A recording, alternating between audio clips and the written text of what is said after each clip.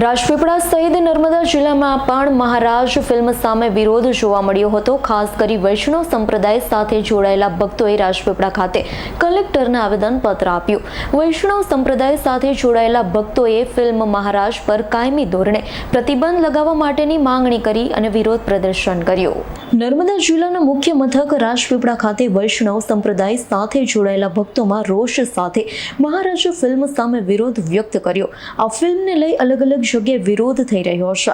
રાજપીપળા વૈષ્ણવ સંપ્રદાયના લોકોએ ભેગા મળી જિલ્લા કલેક્ટરને આવેદનપત્ર આપ્યું। ફિલ્મ મહારાજા પર કાયમી ધોરણે પ્રતિબંધ લાગવા માટેની માંગણી કરાઈ છે। મોટી સંખ્યામાં હિન્દુ સંગઠન અને વૈષ્ણવ સંપ્રદાયના લોકો ભેગા મળી ઉગ્ર આંદોલન કરવાની તૈયારી કરી રહ્યા છે, જેને લઈ રાજપીપળામાં પુષ્ટિ માર્ગીય વૈષ્ણવ સંપ્રદાય દ્વારા વિરોધ કરાયો છે। આ ફિલ્મમાં પુષ્ટિ માર્ગના સિદ્ધાંતો સમજ્યા વગર બ્રિટિશ કોર્ટ દ્વારા એકતરફી નિર્ણય દર્શાવાયો હોવાનો વૈષ્ણવ સંપ્રદાયે આરોપ લગાવ્યા છે।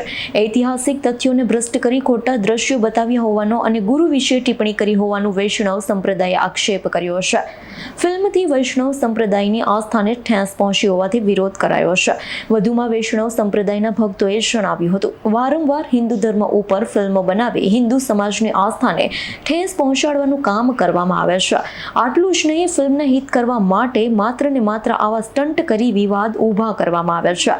પુસ્તક લખનાર અને તેના ઉપરથી ફિલ્મ બનાવનાર સામે કડકમાં કડક કાર્યવાહી કરવામાં આવે તો જ ભવિષ્યમાં આવી રીતે હિન્દુ ધર્મ ઉપર ફિલ્મ બનાવી હિન્દુઓની આસ્થાને ઠેસ પહોંચાડવાની પ્રવૃત્તિઓ બંધ થાય। આવેદનપત્ર આપવા રાજપીપળાના વૈષ્ણવો મોટી સંખ્યામાં જોડાયા હતા।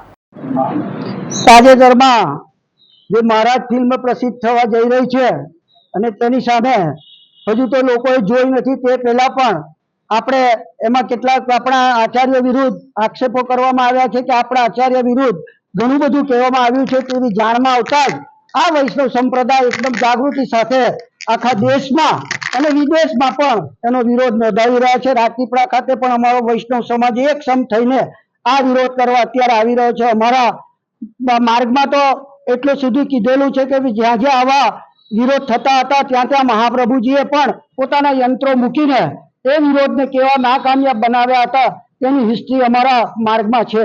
અમારો માર્ગ એ કૃપાનો માર્ગ છે। અમારા આચાર્યો દેશ વિદેશમાં જઈને પણ આ પુષ્ટિ માર્ગનો પ્રચાર અને પ્રસાર વર્ષોથી કરી રહ્યા છે।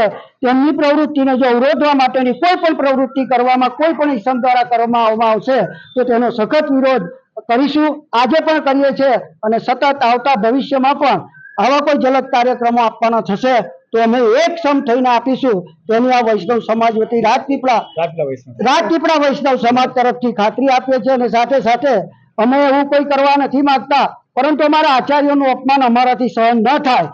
અમારા આચાર્ય કૃપા માર્ગનો માર્ગ છે અને એમાં કૃષ્ણ સંપ્રદાયના કૃષ્ણ લીધે જે વિષય કહેવામાં આવ્યું છે એમાં અમારા જે વિરોધ થઈ રહ્યો છે તે સામાન્ય વિરોધ નથી, પરંતુ અમારી લાગણીઓને ઠેસ પહોંચે એવો જે આક્ષેપો થયા છે તેને લીધે આ વિરોધ કરવામાં આવ્યો છે। અને રાજપીપળા વૈષ્ણવ સમાજ પણ સદાય આ વિરોધને સાથે રહેશે અને જ્યાં જ્યાં પણ સરકારશ્રીને રજૂઆત કરવાની તક લાગે ત્યાં કરશે। અને નામદાર કોર્ટમાં પણ જો હાજર થઈને જે તે રજૂઆત કરવાની થશે તો રાજપીપળા વૈષ્ણવ સમાજ તેમાં પણ અગ્રણી રહેશે। એની અમે આ એક સંઘ થઈને આપ સૌને ખાતરી આપીએ। દીપક જગતાપનો રિપોર્ટ, S9 ન્યૂઝ, રાજપીપળા। અમારી તમામ માહિતીથી અપડેટ રહેવા માટે જોડાયેલા રહો S9 ન્યૂઝ સાથે।